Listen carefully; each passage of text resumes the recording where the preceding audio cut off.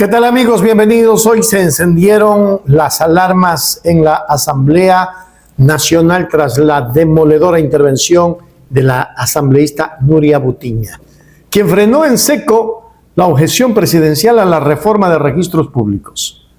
Butiña no se guardó nada y dejó al descubierto un plan profundamente centralista que pretende pisotear la autonomía de los territorios y quitarnos el derecho a la información para volver a convertirla en un privilegio del poder central. La asambleísta expuso las costuras de este proyecto y la preocupante falta de lectura de quienes lo impulsaron. Aquí están las imágenes y los videos sin filtros. He atendido con preocupación, porque veo que ella hace una presentación y un análisis muy minucioso de 45 artículos y le pregunto directamente, ustedes, antes de hacer este análisis, ¿acaso leyeron el artículo 265 de la Constitución? No escuché en ningún lado hablar de la Ley del Sistema Nacional de Registros Públicos, de tal suerte que el ente de gobernanza de la interoperación de datos ya existe en el Ecuador, señores, y no lo he dicho una sola vez, lo he dicho centenares de veces. Aquí legislan para crear leyes e incumplir otras normativas. Y eso acarrea confusión, desorden y especialmente algo importante. Pretenden regresar al viejo modelo en la que la información era un privilegio. Y con esta objeción parcial del presidente, que mantiene una visión profundamente centralista, una visión que parece coaptar competencias de los gobiernos autónomos descentralizados y que pretenden gobernar desde el territorio, desde el poder central, desconociendo un modelo de descentralización que consagra nuestra Constitución, gústeles o no les guste, y que fue ratificada por el pueblo ecuatoriano. Entonces, señores, compañeros y legisladores, y a los ecuatorianos les digo, es cierto que la Corte Constitucional corrigió algunos excesos de lo que ya la Revolución Ciudadana viene advirtiendo cuando tratan de limitar el ejercicio y la protección de los derechos. Y hay que decirlo con claridad, el problema no se trata de corregir artículos, es comprender cómo debía articularse un sistema institucional respetando las competencias constitucionales. Y ojo, señores asambleístas, no nos confundamos. Aquí nadie está en contra de la vivienda, de la modernización. La modernización ya existe y la han dejado de lado tratando de duplicar competencias. Así como no ponen atención en la restauración, en las carreteras, en los mantenimientos, han dejado de lado los mantenimientos. Seguramente la asambleísta Pozo ni siquiera ha presentado una solicitud de información para ver qué controles o qué informes técnicos ha presentado esa Dirección Nacional de Registros de Datos Públicos.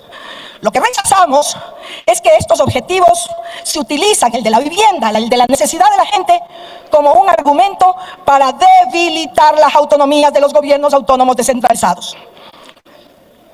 La Corte Constitucional confirmó algunas de nuestras observaciones, ya lo dijeron mis compañeros de bancada. Sin embargo, el problema persiste. La Corte cerró algunas de las puertas que llevaban a esta inconstitucionalidad, pero el texto mantiene abiertas varias ventanas para que el gobierno central continúe interviniendo en competencias que la Constitución reserva a los municipios. Aquí sigue apareciendo la figura de proyectos nacionales estratégicos de vivienda. Y quiero ser muy clara, el derecho a las viviendas jamás, escúcheseme bien, jamás puede utilizárselo como excusa para desconocer la planificación territorial. Porque detrás de este proyecto habitacional existen servicios básicos, movilidad, infraestructura, riesgos, ambientes, planificación urbana, conocimiento de la tierra, conocimiento de las necesidades de las comunidades, conocimientos de la naturaleza, y para lo cual el organismo central, el organismo seccional, el que tiene que tener su catastro y unificarlo, ojalá algún día el 100% con el registro público inscrito, el catastro con el inscrito. No olvidemos, señores, que no podemos dejar de lado el derecho del registro de la propiedad, porque en el Ecuador tenemos un sistema constitutivo de derechos y aquí nadie habla de esta necesidad de interacción para que catastro y registro tengan esa misma armonía en la identificación y en el asiento registral respectivo. La planificación territorial no puede reducirse a un trámite administrativo, que es como lo que pretende pasarlo con esta reforma. Cada cantón enfrenta, señores, una realidad distinta y la Constitución reconoce esa diversidad. Uniformar esa diversidad no es coordinación, es imposición. Quien controla el catastro, los avalúos, los registros, la planificación y el uso del suelo, concentra también un poder enorme administrativo, económico y político. Y cuidado por ahí ustedes, con echa la ley, echa la trampa, desvirtúan este legítimo derecho del acceso a la información. Nadie está en contra de la interoperabilidad, como ya lo he dicho, ya existe. Todo lo contrario, la interoperabilidad existe en nuestro ordenamiento jurídico mediante la ley que mencioné. Entonces, surge una pregunta que es inevitable. ¿Por qué crear nuevos mecanismos de administración de información territorial sin explicar cómo se articulan con el registro nacional ya vigente, en la que mantiene la trazabilidad de quién, cómo, cuándo, dónde y por qué? Que es lo que muchas veces pretenden ocultarlo. Y ojo con lo que estamos tratando en este punto del segundo del orden del día, porque tiene muchísima relación con el punto que acaba de aprobar la bancada del gobierno con respecto a esto de interoperabilidad. Yo escuché hablar de nubes de datos, no tienen idea ni siquiera de lo que ya existe ni de cómo se ejecutan los controles. Cuando el control de las plataformas, los procedimientos de información termina condicionando las decisiones locales, ya no estamos hablando justamente de una articulación. Estamos hablando de imposiciones. A ello se suma un régimen sancionatorio que puede terminar debilitando financieramente a los gobiernos autónomos, a los gobiernos locales.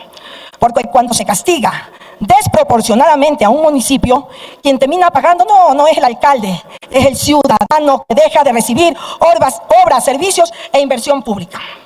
Nuestro voto, señores, reconoce las correcciones introducidas por la Corte, pero advierte que el veto mantiene una lógica de recentralización incompatible con el modelo del Estado previsto en la Constitución. Muchas gracias. Así de claro y contundente. Amigos, la asambleísta Nuria Butiña expuso con total firmeza un centralismo que desconfía de la gente y de sus provincias, alertando sobre el peligro de legislar a ciegas y generar un caos normativo que solo debilita al país. La descentralización se defiende y la Constitución se respeta. Ahora la pregunta es para ustedes. ¿Creen que se está intentando someter a los territorios desde el poder central? Dejen su opinión en la caja de comentarios. Revienten ese botón de me gusta, suscríbanse al canal para romper el cerco mediático y nos vemos en la siguiente entrega. Hasta la próxima. Increíble. Pero bien que lo haya hecho así, lo haya dicho así la asambleísta Butiña. Así tiene que ser. Ya lo quieren controlar todo. Mejor dicho, ya lo están controlando todo. Si no se dan cuenta, hasta con talquito, con todo nos mandan el dedo y con un suavizante. A veces ni siquiera la gente siente, porque la gente humilde, la gente pobre, no sabe lo que está pasando en el país. Y lo que está pasando es tremendamente grave, ecuatorianos. Nos están sometiendo. Pero ahí hay asambleístas como Butiña que les para el carro. Y Hechos Ecuador también, mirando al frente y diciéndoles, no señores, están equivocados. Gracias por estar.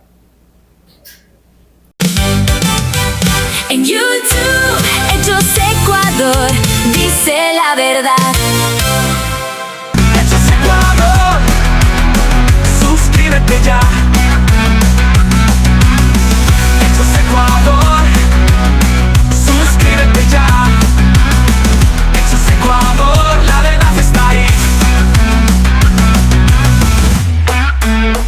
No te pierdas nada, cada día algo nuevo. Conéctate al canal y mantente informado. Siempre estamos aquí para darte lo mejor. Hechos Ecuador, claro, la verdad sin temor. Hechos Ecuador.